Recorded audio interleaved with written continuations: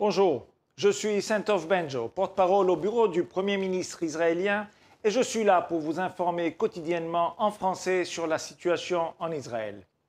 Les forces de défense israéliennes continuent d'affaiblir le Hamas en vue de son élimination totale de la bande de Gaza. Hier, Tzahal a encore détruit de nouvelles caches d'armes. Depuis le début de la guerre, l'armée israélienne a mis la main sur plus de 6000 armes appartenant au groupe terroriste et a mis à jour plus de 130 bouches de tunnels. Depuis le 7 octobre, c'est plus de 10 000 roquettes qui ont été lancées en direction d'Israël.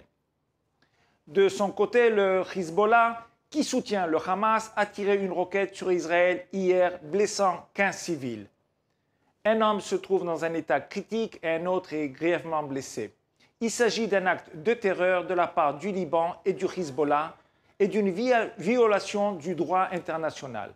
Le porte-parole de l'armée israélienne a clairement indiqué hier que cette situation de terreur provoquée par le Hezbollah dans le nord d'Israël ne peut continuer éternellement et qu'une riposte israélienne massive est désormais imminente. Le Liban sera tenu responsable des activités qu'il autorise sur son territoire et paiera le prix de la décision du Hezbollah de défendre ISIS.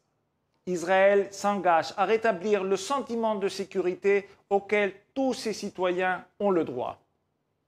La sauvagerie dont a fait preuve le Hamas dans cette guerre, le plaisir qu'ils ont pris à torturer des enfants, la fierté qu'ils ont exprimée en assassinant des civils, leur zèle constant à sacrifier leur propre peuple, nombreux sont ceux qui s'efforcent de comprendre comment un tel mal a pu s'enraciner. Hier, le président Herzog a apporté quelques éclaircissements. Le président Yitzhak Herzog a révélé un livre découvert sur un terroriste tué au combat. Il s'agit du livre d'Adolf Hitler, traduit en arabe, Mein Kampf, qui a conduit à l'Holocauste et à la Seconde Guerre mondiale. Le livre a été découvert sur le corps d'un terroriste dans une chambre d'enfant d'un appartement de Gaza que le Hamas utilisait comme base d'opération.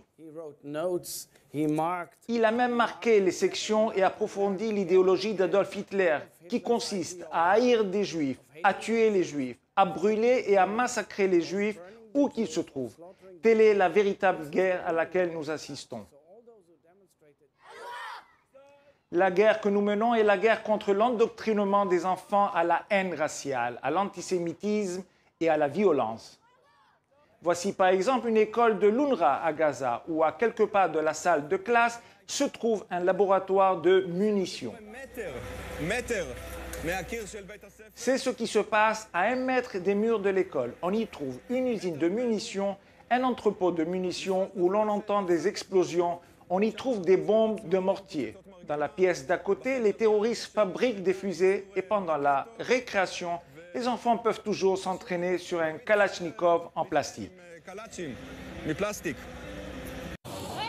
En 2017, des images brutes d'une cérémonie de remise de diplôme d'un jardin d'enfants ont été diffusées à la télévision israélienne. Dans cette vidéo troublante, des enfants de Gaza montent une pièce de théâtre imitant la force du Noukba du Hamas, cette même unité du Hamas qui a mené le massacre du 7 octobre. Ils se moquent d'un garçon habillé en juif. On apprend aux enfants à kidnapper, blesser et tuer. C'est le terreau de la haine.